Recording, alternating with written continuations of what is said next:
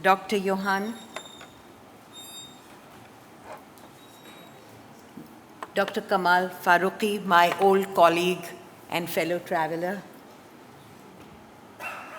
Abhirami, my good friend, and again, Dukh Dard ki Sathi, and Mr. Khurshid Ganai, who comes from my Janam Bhumi. I think that's the most important thing, that connection that I can make, other than, many times we've been together. Honorable Vice Chancellor, Madam, my dear friend Arvinder, I can just name so many people. And dear students, members of the faculty of this very prestigious and distinguished university. It's been a long time. After a long time, I've come here, and every time it's a real honor to be here, because I always think of Hakim Sahab, his great contribution, the fact that when we established a memorial for my late father, he was the chair of that memorial committee. So old associations have, all these memories come crowding in. But first of all, I want to say to Mr. Moses Manoharan, I want to say to you, Moses, that when you asked me to come, I was not too sure, why me and all that. But when I read,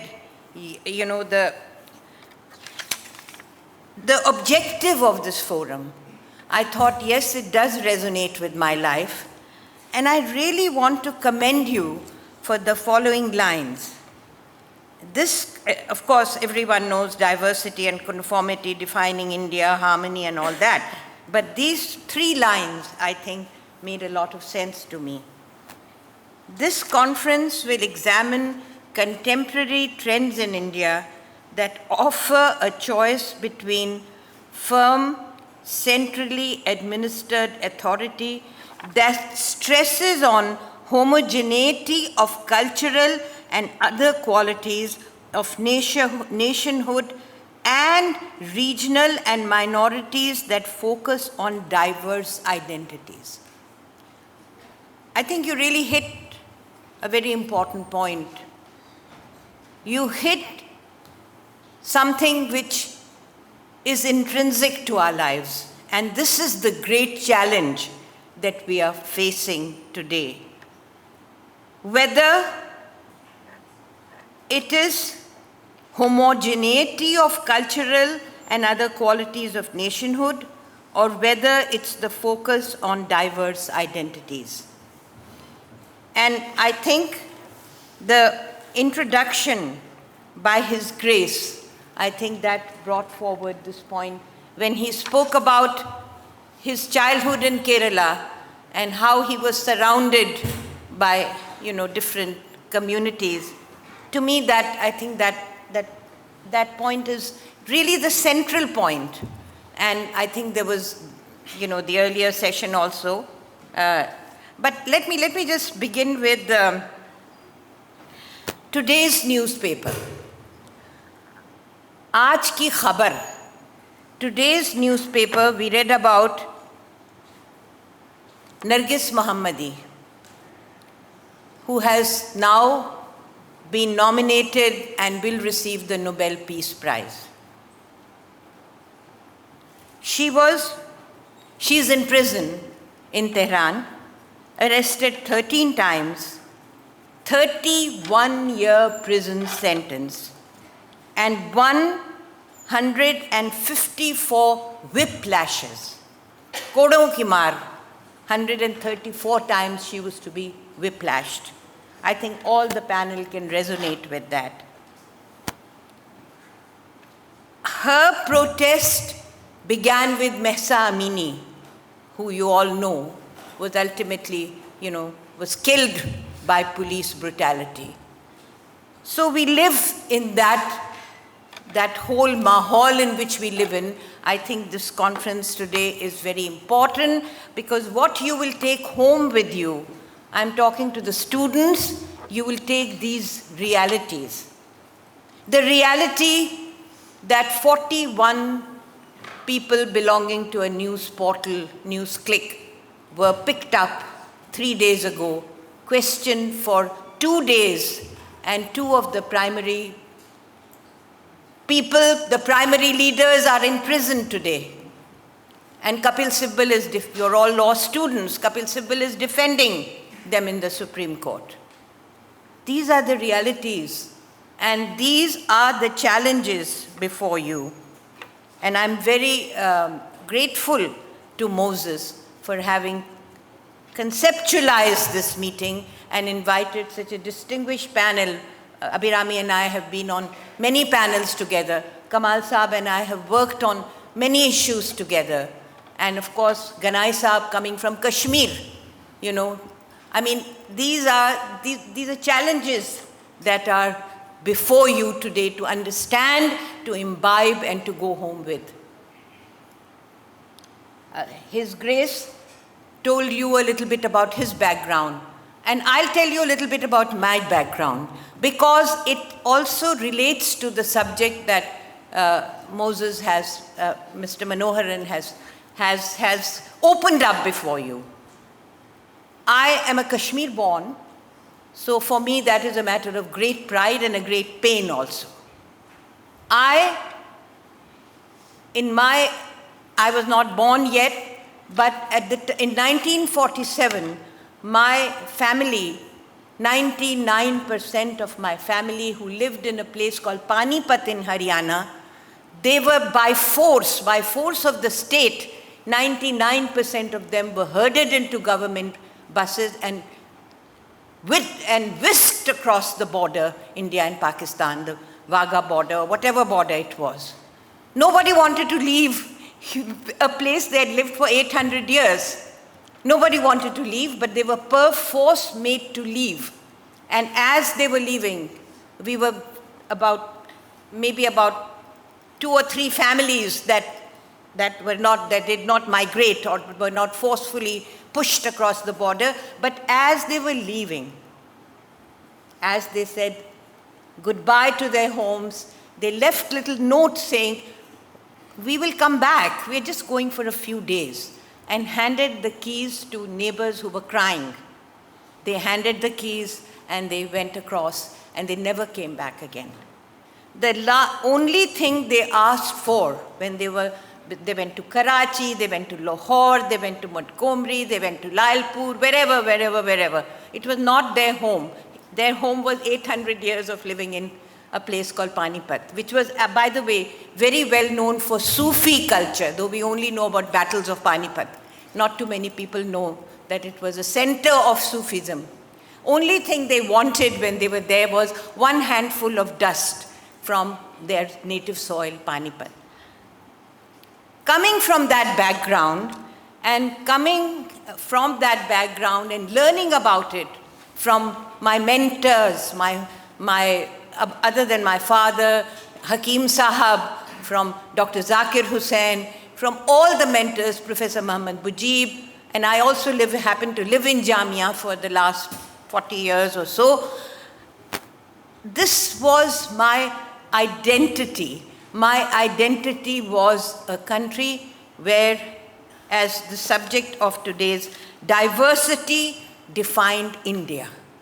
And this morning, Justice Maheshwari enumerated before you the Constitution and the constitutional imperative for diversity. So I'm not a lawyer, I can't use that vocabulary, but you understand that from what Justice Maheshwari spoke to you this morning.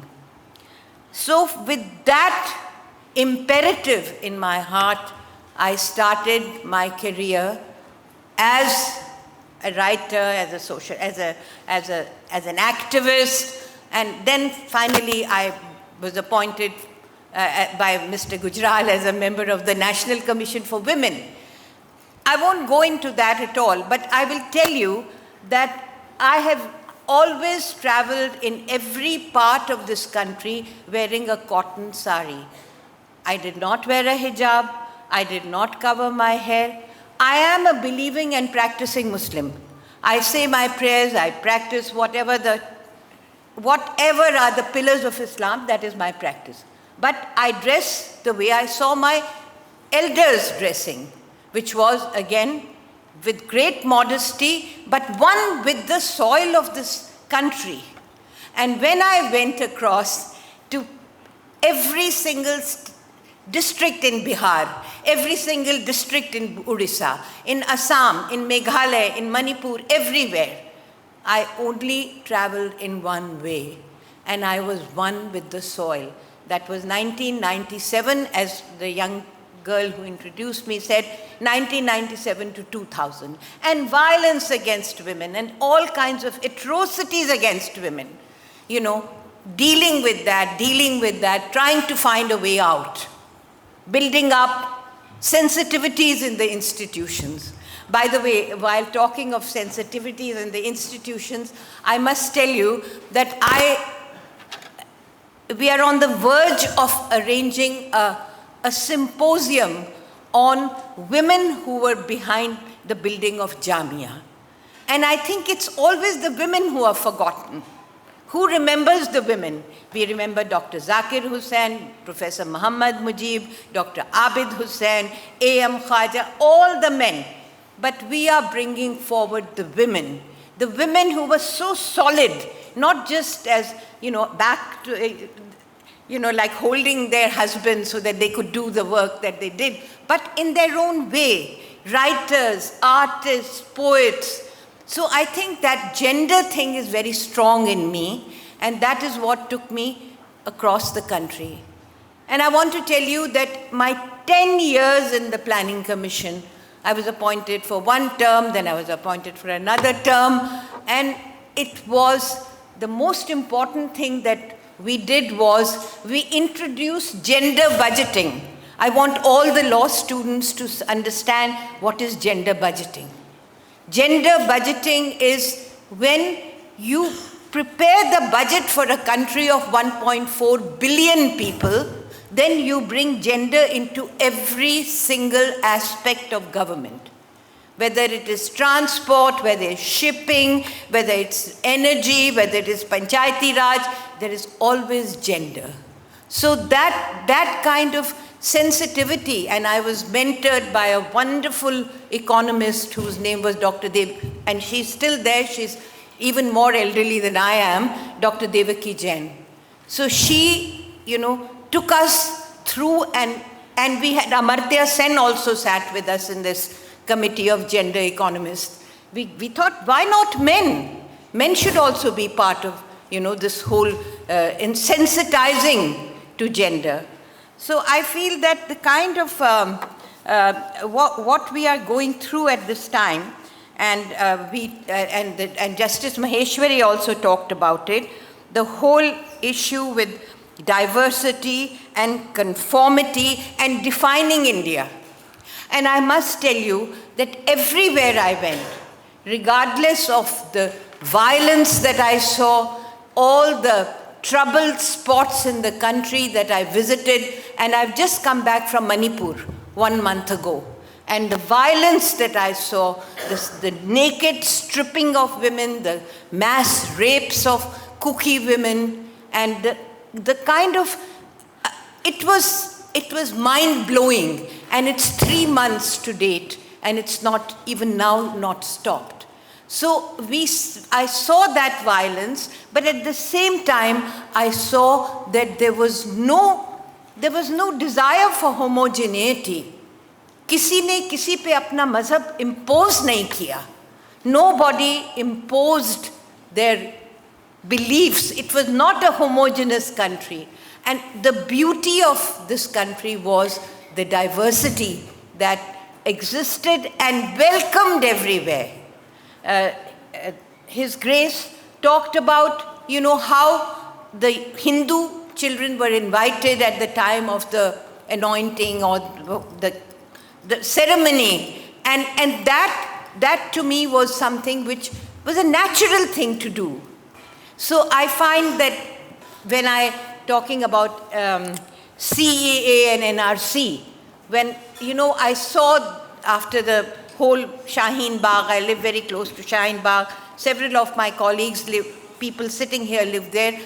Seeing the whole Shaheen Bagh women rise and seeing how the students, and I don't know if you were part of them, but the students rose against this as a movement. It was a very, it was an experience that I cannot even begin to articulate in words. So I wanted to, really, I don't want to say too much because I'm really very keen to listen to Kamal Sahab, to Ganai Sahab and to Abhirami. But I just want to say that my inspiration came from my great-great-grandfather. And this is the last thing I'll say, and I want you to listen to it carefully. My great-great-grandfather was India's first feminist poet. He wrote for women in 1905. He wrote the first feminist poem in 1905, and he wrote exactly for this diversity. And his name was Maulana Altaf Hussain Hali. He was my great-great-grandfather, and because he was a Maulana, nobody could say anything. He was a Maulana, he was learned. So when he talked about the empowerment of women, nobody could say anything. And when he wrote these lines, and I'm just going to quote the lines to you in simple Urdu Hindi, because I think अंग्रेजी बोल के थक गई.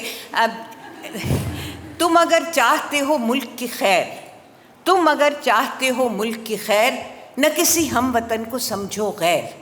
हो मुसलमान उसमें या हिंदू, बौद्ध मजहब हो या हो सिख बंधु, सबको मीठी निगाह से देखो, समझो आँखों की पुतलियाँ सबको. मुल्क है इत्तेफाक से आबाद, कौम है इत्तेफाक से आज़ाद. मुल्क में इत्तेफाक होता अगर, खाते गैरों की ठोकरें क्यों कर. कौम जब इत्तेफाक खो बैठी, अपनी पूंजी से हाथ धो बैठी. This was the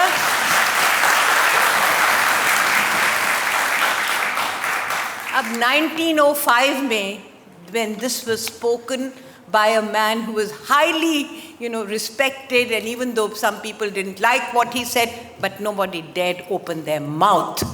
When he said that, and he talked about empowerment of women, that the women were the ones who held up.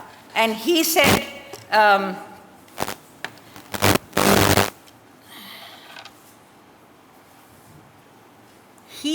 about women that if the men, and I cannot remember the exact lines, I should brush up before I come. He said if men had the kind of burden that women have, they would have screamed out. They would not. अगर मर्दों पे ये बार पड़ता तो वो चीख उठते जो औरतों पे बार पड़ा है. So this was the ideal, and that is why, my dear friends, when Moses Manoharan conceptualizes this meeting, when Jamia Hamdard, the Vice Chancellor, has the imagination to mobilize his colleagues and bring this meeting into his premises and in Jamia Hamdard, I think it blesses this. It's a kind of a tribute. It's a tribute to the spirit of Hakim Sahab. So I commend you, Moses. I commend you, Vice Chancellor Sahab, your faculty, your students, and this very distinguished panel. And more power to you that this Global Dialogue Forum can take it forward and really bring about, वो कहते हैं जो साहिर साहब ने कहा कि वो सुबह कभी तो आएगी. Thank you very much.